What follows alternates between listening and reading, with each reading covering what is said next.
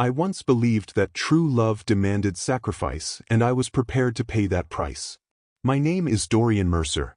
Not long ago, I willingly left behind a promising career in corporate strategy, a world filled with sharp suits, high-stakes negotiations, and dreams built on numbers in order to dedicate myself fully to our family. I believed that creating a warm, secure home for my wife, Seraphine, and our 2 children was the ultimate act of love. We settled into a tastefully renovated loft in a vibrant neighborhood, where mornings began with the rich aroma of freshly brewed coffee and the gentle melodies of classic vinyl, and evenings were filled with quiet conversation over candlelit dinners. For years, I reveled in the sacrifices I made. Every sunrise reminded me that I had chosen to invest my heart and soul into building a life of genuine connection and stability. Seraphine, with her ethereal beauty and quiet intelligence, was not only my partner but also my guiding light. I found joy in the everyday rituals, preparing the children for school, tending to the little details around our home, and sharing soft laughter with her as we planned for the future.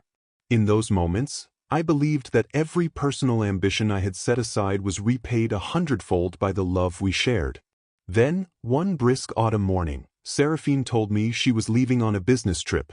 "I have a meeting out of town," she said, her eyes alight with a practiced excitement. I embraced her, confident in the belief that her professional commitments would only enhance our future. And yet, even as I watched her drive away, a small, almost imperceptible voice within me whispered caution, a sense that not all departures are as they seem.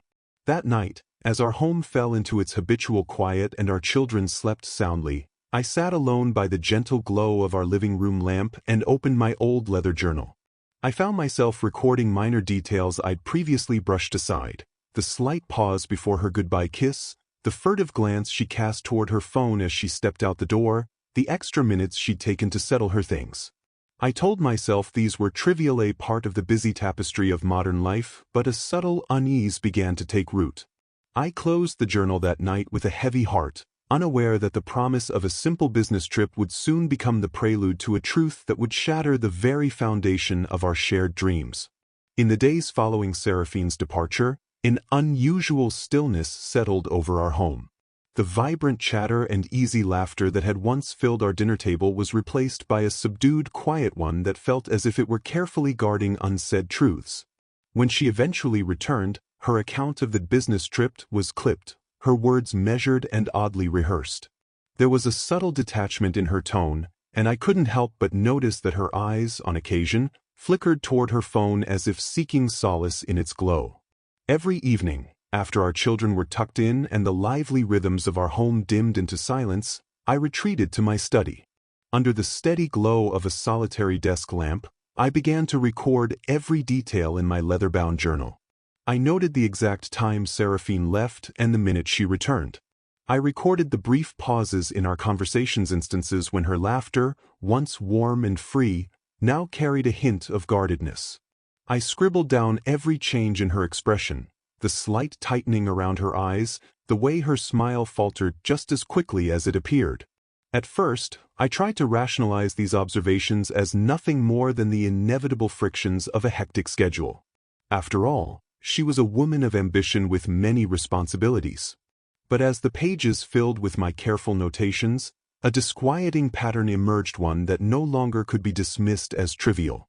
One gray, rainy afternoon, when soft droplets tapped against the window pane and the world outside seemed to share in my melancholy, I cautiously asked, "How was your trip?" My voice was gentle, attempting to mask the tremor of anxiety as I sipped my lukewarm coffee. Her reply was curt: "It was fine, just the usual meetings." Yet even as she spoke, I caught her eyes darting to her phone and noticed a fleeting look of discomfort that had not been there before. My heart sank, and I could feel my apprehension solidifying with each passing moment. I began timing her absences and mentally cataloging the duration of her phone calls, even jotting down the names that briefly flashed across her screen. Every small irregularity, once dismissed as insignificant, was now a thread in a tapestry of suspicion that threatened to unravel the trust one had built. Night after night, in the oppressive silence of our once happy home, questions swirled relentlessly in my mind. Had I sacrificed too much of myself? Was the promise of unwavering love merely a delicate illusion? Though I clung desperately to the hope that our bond was resilient, the mounting evidence, the lingering pauses, the secretive glances, the subtle changes in her demeanor spoke of something far more insidious, eroding the foundation of our shared life. By the end of a particularly tense week, the quiet doubts had transformed into an overwhelming need for certainty. I realized that ignoring these omens might exact a far greater toll than the pain of facing them. With a heavy heart and trembling resolve, I braced myself for what was to come, knowing that the longer I waited, the higher the risk of losing not just our trust but the very essence of our family. Late one evening, when Serafina once again announced she was leaving for what she claimed was a business trip, my heart thundered with a mix of dread and desperate determination. By now, the seeds of suspicion had sprouted into something unignorable. I resolved that I could no longer sit idle, burdened by doubts and unanswered questions.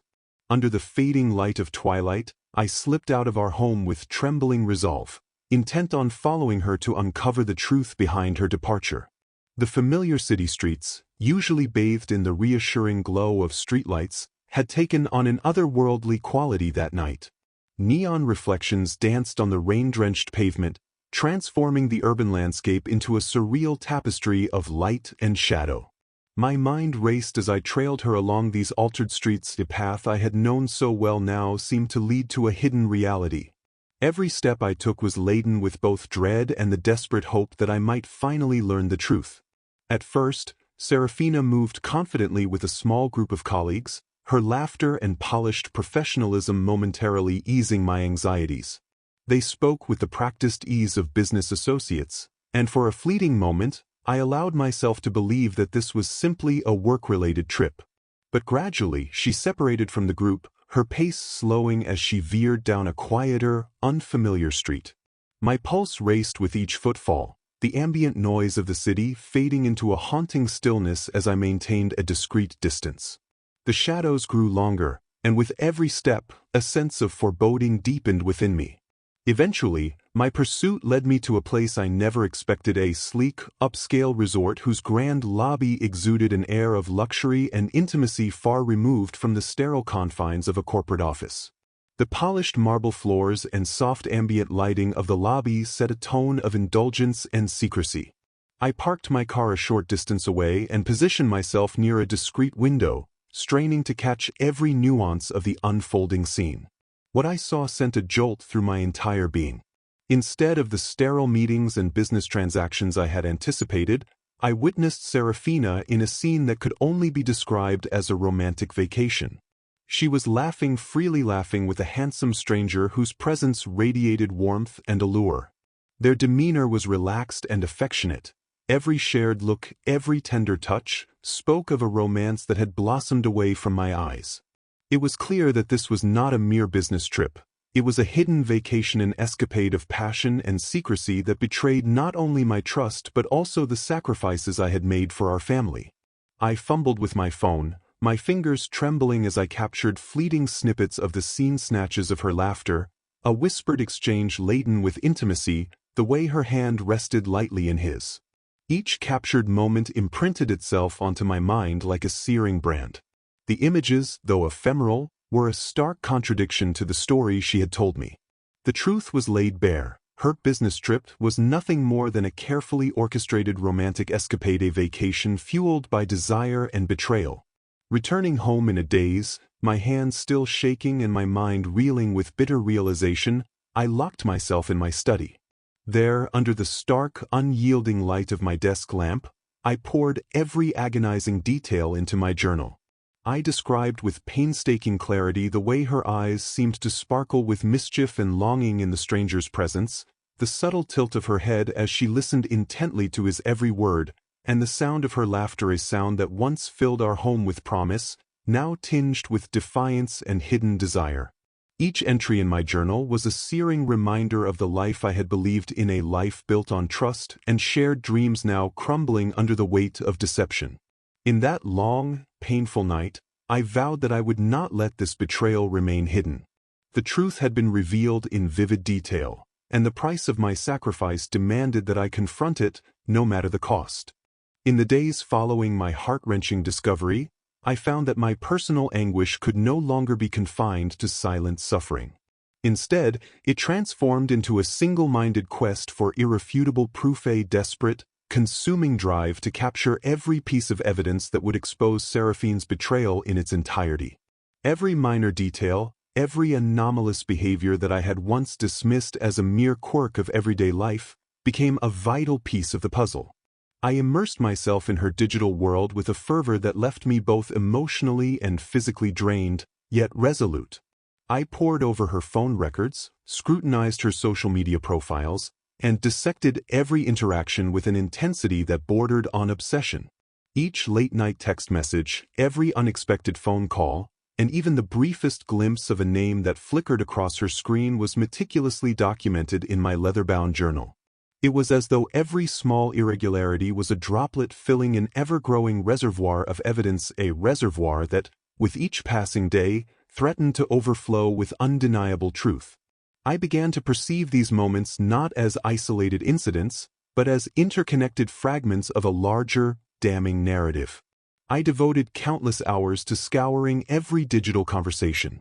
I would sit for hours at my desk, the blue light of my computer screen illuminating the pages of digital records as I saved screenshots of messages that, on the surface, appeared to be routine business communications. But upon closer inspection, they were laced with explicit, intimate language that spoke of secret longings and hidden passions. These messages, cunningly disguised as business letters, were anything but professional. Instead, they revealed declarations of longing, flirtatious banter that dripped with desire, and unabashed expressions of intimacy addressed to another man, a man whose name I learned was mentioned repeatedly. With each revelation, I felt as though a shard of glass had been driven deeper into the foundation of trust one had built, each word a cutting reminder of the betrayal. I gathered every photo and short video clip I had managed to capture outside the resort where she had been seen. I spent long nights digitizing these visual fragments and integrating them with the screenshots of those intimate text exchanges. With painstaking precision, I constructed a detailed timeline that spanned several weeks, each purported business trip that had gradually morphed into a series of clandestine getaways. Every entry was labeled with the exact date, time, and even the specific location where these hidden rendezvous occurred. I marked the points on a map where her presence was recorded by geotags on her posts and noted the intervals between her departures and returns. Slowly but inexorably, the dossier emerged as a damning mosaic, a visual and written testament to a systematic betrayal that left no room for denial. Yet, as the physical evidence mounted, so too did an internal maelstrom. In the quiet hours of the night, when the world was silent except for the occasional hum of a refrigerator or the soft rustling of pages, I would sit alone with the compiled files spread before me. The glow of my desk lamp illuminated the amassed screenshots and the handwritten notes that detailed every furtive meeting, every secret message, every stolen moment of intimacy. In these solitary moments, I found myself wondering if my relentless pursuit of proof was beginning to change me. Was I in danger of losing the compassionate man I once was, a man who had believed in forgiveness, who had believed in the sanctity of our family? Each time these doubts crept into my mind, I would force myself to recall the tender, clandestine moments I had witnessed between Seraphine and her mysterious paramour, the soft smile that played on her lips as she typed a message, the way her eyes sparkled in a moment of shared laughter, the intimate sigh that escaped her in moments of vulnerability. Yet even these recollections, painful as they were, only served to further harden my resolve. The answer, though bitter and harsh, became as clear as ice. The cost of betrayal was far too high to allow even a trace of compassion to remain unchallenged. I began to notice how, as I compiled more evidence, the act itself became a ritual, a way to externalize the pain and translate it into a language of proof. Every minor irregularity, every brief anomaly, was inscribed meticulously. I began to see the process as both a catharsis and a declaration of war. The digital messages, the photos, and the recorded video clips were no longer just data. They were the embodiment of every broken promise, every sacrifice repaid in deceit. In the dim light of those many sleepless nights, my journal filled with a litany of details that, taken together, formed an unassailable chronicle of systematic betrayal. I recall one particularly harrowing night when the evidence came flooding in. I had been scrolling through an exchange that initially seemed mundane, only to notice an abrupt shift in tone, a flirtatious quip that was out of character, followed by a series of emojis that spoke of more than just professional courtesy. My hands shook as I captured the screenshot, and I scribbled furiously in the margin, noting the time and the context. That single moment felt like a turning point, a shard of truth that, when added to the dossier, made it impossible to continue living in blissful ignorance. By the end of an agonizing week, my dossier was complete. I held in my hands, and in my digital archives, a comprehensive, unassailable record of every lie, every furtive meeting, every stolen moment of intimacy that had defiled the foundation of our shared future. As I pored over the final pages of my journal, my hands trembling with the weight of the accumulated evidence, I knew with a grim certainty that the time would soon come to confront Seraphine with this damning truth. When that moment arrived, nothing would be able to hide the systematic betrayal I had so painstakingly documented. The dossier was not merely a collection of evidence, it was a mirror reflecting every broken promise, every sacrifice repaid in deceit, a brutal, unyielding testament to a reality I could no longer ignore. With a heavy heart and a resolve forged in sorrow and tempered by relentless determination, I closed my journal. I sat in the darkness of my study, staring at the amassed files as if they were a map of my shattered world. In that quiet, solemn moment, I felt a profound transformation taking hold, a metamorphosis from the compassionate, hopeful man I once was into someone defined by an unwavering need to force the truth into the light. The dossier lay on my desk like an unyielding monument to the secret that had been kept from me, and as I traced my finger over the handwritten dates and cryptic notations, I steeled myself for the inevitable confrontation that would follow. I knew that each piece of evidence was a testament to my journey, a journey marked by sleepless nights, deep internal conflict, and the painful realization that trust, once broken, can never be fully restored. The dossier was now my only ally, a silent herald of truth, ready to expose the hidden transgressions that had undermined everything I had sacrificed. And so, with a heavy heart and a mind hardened by the reality of betrayal, I prepared to step into the next chapter of this painful odyssey, one where the carefully compiled pages of my journal would no longer remain hidden, but would serve as the sword with which I would finally sever the ties of deceit. The day of reckoning arrived beneath a leaden sky, its dull, oppressive light mirroring the crushing weight of my grief and the swirling storm of emotions that raged inside me. It was a day that seemed to be suspended in time, a day when every minute felt like an eternity as I braced myself for the inevitable confrontation. I had spent endless hours preparing, both mentally and physically, and now the moment of truth was upon me.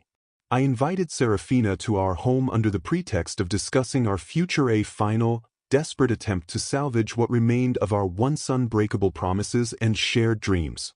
I wanted to believe that there was still hope, that despite everything, we could find a way to piece together the fragments of a life I had built with so much sacrifice.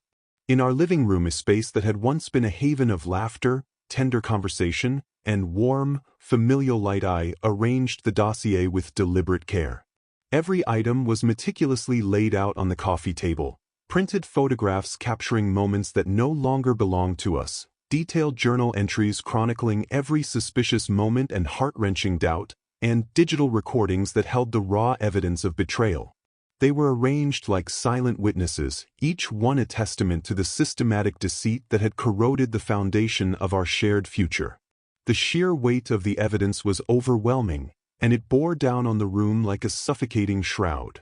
When Seraphina finally entered, her once confident smile faltered as her eyes fell upon the damning display before her. For a long, excruciating moment, neither of us spoke. The room was heavy with unspoken accusations, and the air itself seemed to tremble with despair and regret. I could feel every heartbeat, every breath echoing the magnitude of the betrayal that had been meticulously documented in front of us.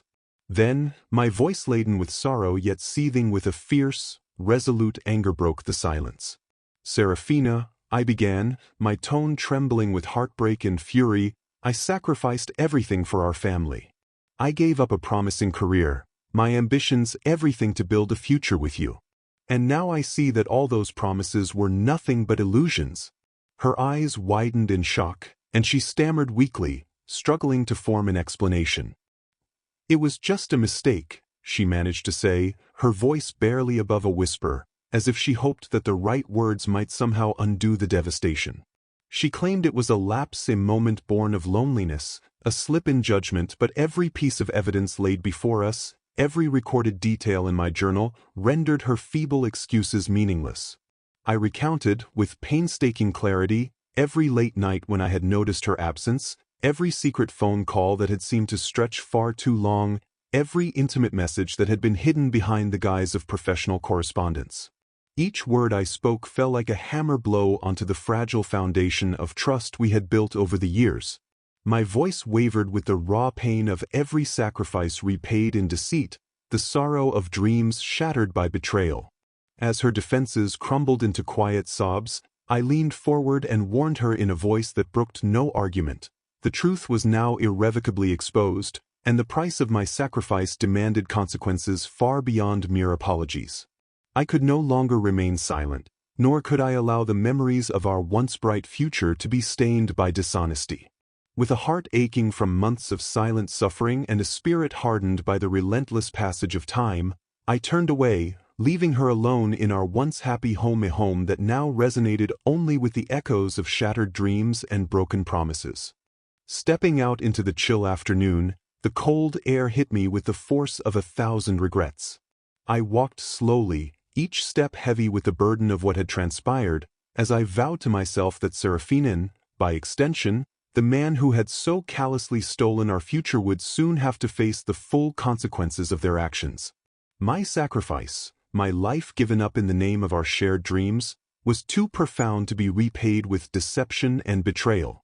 I knew then, with a clarity that cut through the fog of my grief, that the next chapter of this painful journey would demand retribution, a reckoning that would force every broken promise, every unkept vow, into the unforgiving light of truth.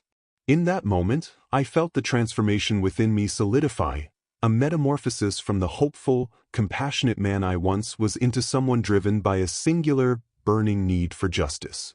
The pain of betrayal had etched itself deeply into my soul, leaving behind scars that would never fully fade.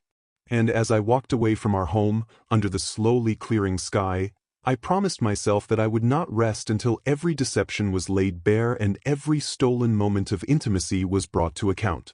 The day of reckoning was not merely an end, it was the beginning of a relentless pursuit for retribution, a journey that would force the truth to shine through the darkness, no matter how painful that light might be. In the bitter days that followed our confrontation, the raw anguish that had once threatened to consume me slowly transformed into a cold, steely resolve for vengeance. I no longer recognized the man I once was, a man who believed in forgiveness and the sanctity of our family, but instead found myself hardened by betrayal, driven by a relentless need to reclaim the honor that had been so callously stripped away. Every waking moment became an exercise in discipline, every thought focused on one singular objective: to exact retribution upon those who had shattered my world. I threw myself into advanced self-defense classes with an intensity that surprised even me. Early in the morning, before the world stirred to life, I would rise and push my body beyond its limits at the gym.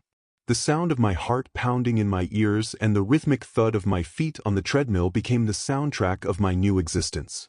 Every drop of sweat that trickled down my face, every bruise earned during those grueling sessions, was a physical testament to the determination now burning within me. With each disciplined movement, I felt a part of me reclaiming the dignity I had lost bit by bit. The pain of betrayal was being channeled into strength, a strength I desperately needed in the days ahead.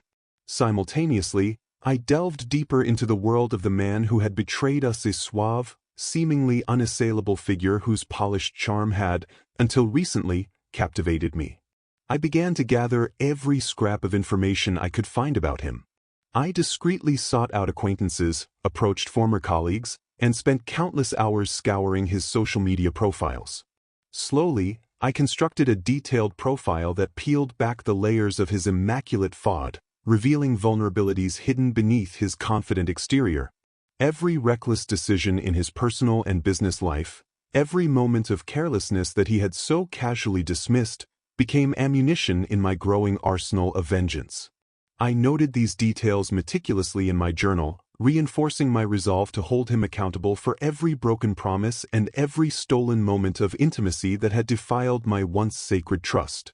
Late at night, when the rest of the house was shrouded in silence, I would sit alone in our now quiet home and pour my conflicted emotions into my journal. The soft scratch of pen on paper filled the darkness as I wrestled with a fear that gnawed at me. What if my relentless pursuit of retribution were to consume the compassionate man I once was? What if, in my quest to right these wrongs, I lost the ability to forgive even myself? But each time that doubt surfaced, I would force myself to recall the tender, forbidden moments I had witnessed between Seraphine and that other man. I recalled the way her laughter, once a melody of our shared joy, now echoed with secret promises and hidden desire. The memory of their intimate exchanges, the subtle touch of his hand on her arm, the conspiratorial glances they shared, stoked the fire of my resolve and drowned out any lingering warmth of compassion. I began to devise a plan with a cold, almost clinical precision, a plan born of a man who felt he had nothing left to lose. I chose a chic, upscale restaurant as the stage for my next act, a venue where my betrayer frequently hosted business dinners and where Seraphine had once felt confident and radiant.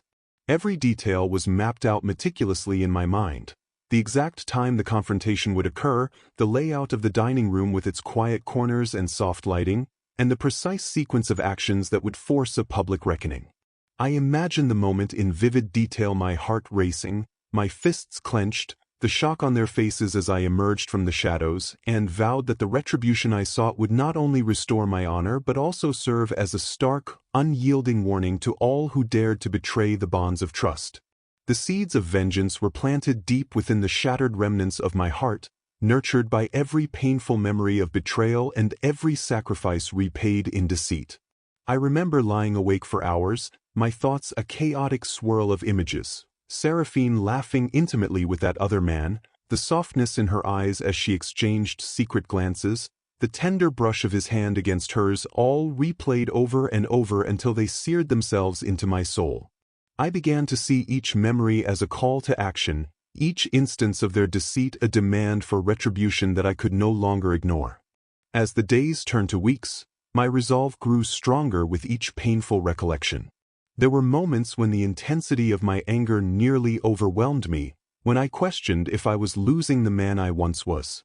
But even in those moments of doubt, the image of Seraphine, once my beloved partner, now a symbol of treachery coupled with a memory of every stolen moment, pushed me forward. I pledged that no matter the cost, I would force a reckoning that left both Seraphine and the man who had betrayed me scarred by the truth. I would not rest until every deception was brought into the harsh light of day, until every broken promise was laid bare for all to see. In my journal, I began to chronicle not just the evidence I had gathered, but the evolution of my own inner world. I described the burning sensation in my chest as I trained, the way the pain in my muscles mirrored the agony of betrayal, and the quiet moments when, in the solitude of my study, I wondered if I could ever reclaim the compassion I once knew.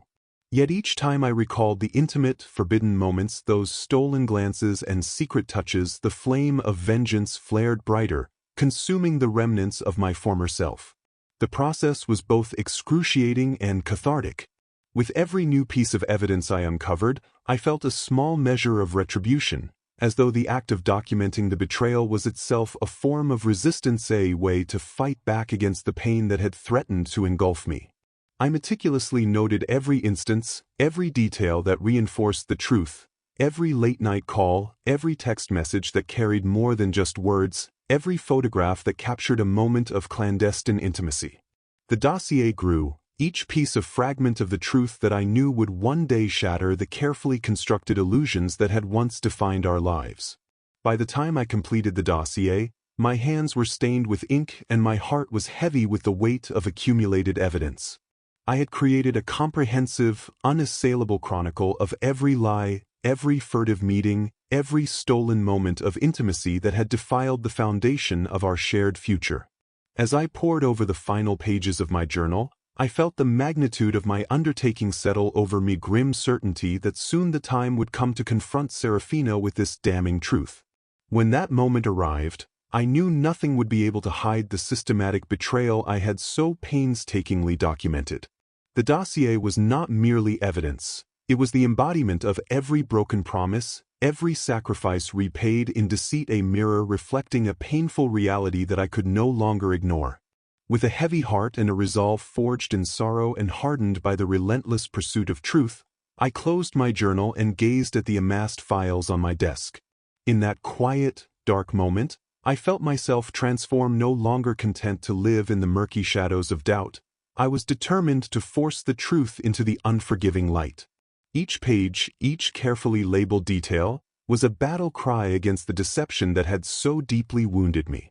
I steeled myself for the inevitable confrontation, knowing that the dossier would serve as the unyielding testament to the betrayal that had shattered our lives. Under a sky heavy with dark clouds and a relentless drizzle that blurred the neon glow of the city into a shifting mosaic of light and shadow, the night of reckoning finally arrived. It felt as if the very heavens mourned the impending collision of our fractured lives. Serafina had announced yet another evening out, and I knew, with a certainty that pounded in my chest, that she would be drawn to the upscale restaurant where Hollis, her suave, influential betrayer, conducted his business with an air of unassailable confidence. I parked my car in a narrow, shadowed alley, the wet pavement reflecting the fractured neon signs like broken mirrors. I sat there, heart pounding in sync with the steady cadence of the rain, my mind swirling with memories of promises once made and now shattered. Every droplet that fell seemed to echo the slow, painful toll of my grief. With trembling resolve, I stepped out of my car, each footfall a determined step toward the arena where our fates would be irrevocably sealed. From the tinted windows of my vehicle, I watched as Serafina emerged into the rain-soaked night. The woman I had once known, radiant, warm, and full of life, now moved with a subtle grace that betrayed an intimacy far removed from our shared past. The rain glistened on her hair, softening her features even as a hidden secret seemed to darken her gaze. Beside her, Hollis appeared, his confident stride and immaculate attire a stark contrast to the vulnerability I saw flickering in her eyes. Every step they took together, every casual touch of their hands, was a public proclamation of the secret that had tormented me for so long. With deliberate, measured resolve, I crossed the slick pavement and entered the restaurant. Inside, the ambient lighting cast long, languid shadows, and the murmur of quiet conversation filled the space with a deceptive calm. I navigated through the room with a single-minded focus until I reached a secluded booth in the far corner, where Serafina and Hollis sat, lost in their private world of whispered secrets and tender gestures. For a long, heart-stopping moment, I absorbed the scene, the soft cadence of their laughter, the lingering touches that spoke of intimacy and forbidden promises, the exchanged glances that confirmed every painful suspicion. Then, without hesitation, I emerged from the shadows. The moment my presence registered, the transformation was immediate and devastating. Serafina's face contorted into a raw mask of horror, disbelief, and deep regret, a look that seared into my memory and shattered the last vestiges of the life we once shared. Hollis's confident facade crumbled as I lunged forward, every movement charged with the months of pent-up anguish that had festered in silence. I struck him with a series of calculated blows, each impact resonating like the final toll of a bell signaling the end of an era. The restaurant erupted into chaos, gasps, murmurs, the clatter of overturned chairs as my fury found its mark.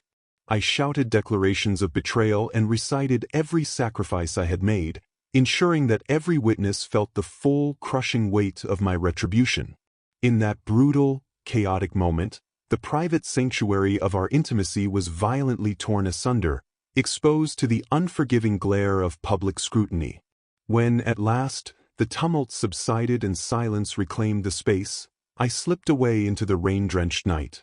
Every step away from that scene was heavy with the bittersweet knowledge that nothing could ever restore what had been lost.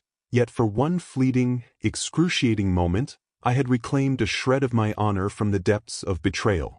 In the days that followed that fateful night, The world seemed to slow to a mournful cadence, a heavy, lingering silence that filled the spaces once alive with laughter and promise.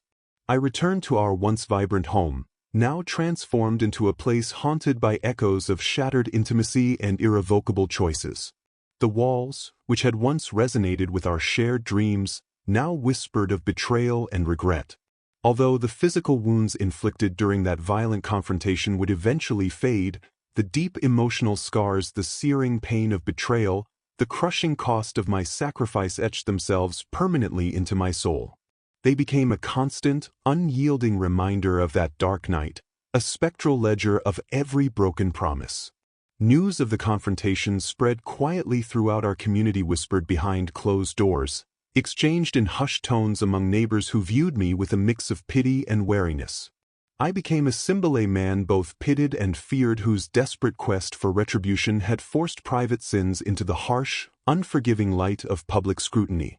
Official inquiries passed by in a blur of bureaucratic formality, their questions distant and impersonal compared to the storm of guilt and sorrow that raged inside me. Yet the true burden of my actions remained mine alone, the unanswerable question of whether any act of vengeance could ever restore what had been so irrevocably broken. In the aftermath, Serafina vanished from our home as if swallowed by the darkness she had so long concealed. Her absence left a void, a chasm filled with unanswered questions, lingering regret, and the echo of a love that had been betrayed. Hollis, too, receded into obscurity, a mere shadow diminished by the heavy consequences of his choices. I found myself alone, standing amidst the ruins of what once was a secure future, forever altered by the path of retribution I had chosen. In the solitude of my study, a room that had once been a sanctuary for hope and creative dreams, I began a new journal, one that bore the raw, unfiltered account of my journey from sacrifice to betrayal, and from that betrayal to a costly, unyielding vengeance. Every page was filled with the bitter irony of a man who gave up his ambitions to build a family, only to have that future shattered by secrets and forbidden intimacy. I wrote of the sleepless nights spent wrestling with the realization that some wounds never fully heal, of the struggle between a fragile hope for redemption and the relentless, unyielding reality of loss. I chronicled every detail, the sound of whispered confessions, the ghostly echo of laughter now turned to silence, and the crushing realization that our foundation had been irreparably marred.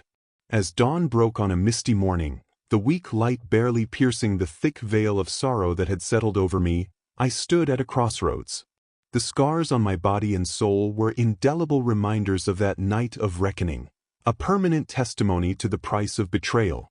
And yet, amid the overwhelming sorrow and the lingering regrets, I resolved that my story would not be consigned to bitter memory alone.